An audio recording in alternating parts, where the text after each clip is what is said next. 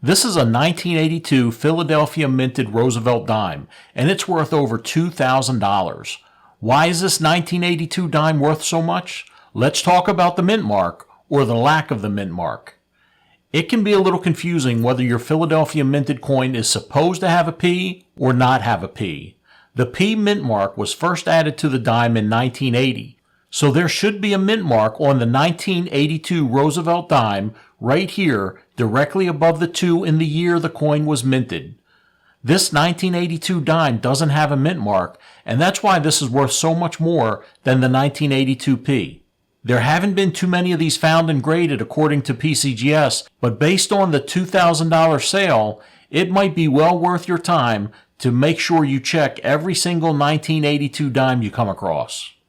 This dime sold at auction for $2,640. Here's why.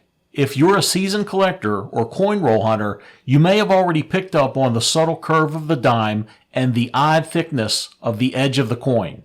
If you flip this dime over, the error is obvious. This is an obverse die cap. Here's what happened. Somehow, when this dime was being minted, it became stuck to the obverse die. The edges curled up and secured the dime to the die. This dime remained attached to the die while it continued to press coins. That's why you can't see the detail of the reverse image. Prices will vary based on the condition of the coin. This coin was graded mint state 67 on a scale from 1 to 70.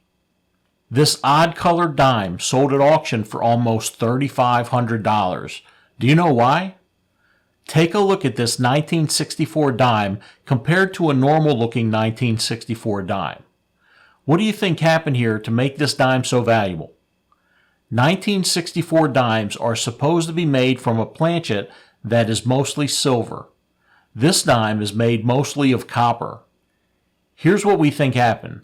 Because the copper planchet is the same diameter as the silver dime planchet, it's possible that a strip intended for penny planchets was run through the planchet cutting machine for dime planchets, and this dime was minted on a dime-size copper planchet. Regardless of how this happened, it's quite a rare find. It's unlikely you'll ever come across one of these. Anytime you're not sure if a coin was minted on the correct planchet or not, you'll want to weigh it to make sure, especially when you're dealing with transition coins. This Mint State 62 1965 Philadelphia minted dime sold at auction for $9,000. Here's why. 1965 was a transition year for quarters and dimes. In 1964, dimes were made of 90% silver. In 1965, dimes were made of nickel and copper. This silver planchet didn't get the memo and was minted in 1965. How do you know if your dime is silver? You can check the edge of your dime and look for the copper clad layer like this one right here. If you don't see the copper layer, you'll want to weigh your dime. The copper nickel clad dime will weigh approximately 2.27 grams, and a silver dime will weigh about 2.5 grams. If you need a cheap but reliable coin scale like the one in the video, check out the link in the video description below. This coin causes a lot of confusion whenever I talk about it.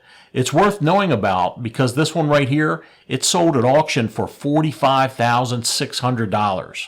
Why is it so rare? This is a 1968 proof coin and it's missing the S mint mark it's supposed to have.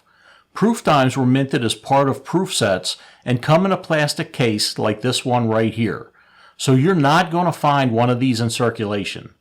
If you, your parents, or your grandparents have 1968 proof sets, you definitely want to check them out. There haven't been many of these found, and there could be more of them out there in the hands of unsuspecting collectors.